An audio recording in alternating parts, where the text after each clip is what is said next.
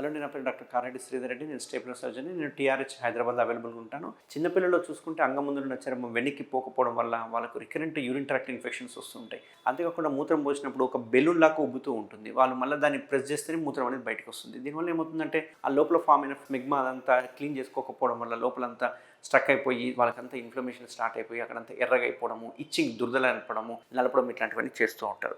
So దీనికి permanent solution ఏంటి అంటే సుంతి ఆపరేషన్. దీన్నే సర్కంసిషన్ సర్జరీ అంటారు. దీన్నే కత్నా సర్జరీ అంటారు.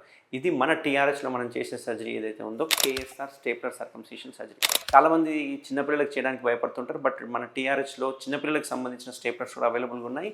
ఇది just 5 minutes procedure and within 2 hours discharge జరుగుతుంది. ఈ పిల్లలకు అడ్వాంటేజ్ ఏంటంటే ఈ ఓపెన్ సర్జరీ కంటే స్టేప్లర్ చేయించడం వల్ల ఎటువంటి పెయిన్ ఉండదు. వాళ్ళు ఇమ్మీడియట్గా ఆడుకుంటారు. ఎటువంటి సూచర్ రిమూవల్ అవసరం లేదు.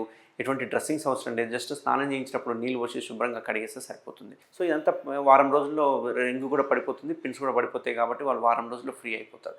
సో ఎవరికైనా ఇట్లాంటి ఫైమోసిస్ ఇష్యూస్ ఉంటే కనుక చిన్నపిల్లల్లో తప్పకుండా నన్ను కన్సల్ట్ అవ్వండి. నేను టీఆర్హెచ్లో అవైలబుల్గా ఉంటాను. Thank you very much.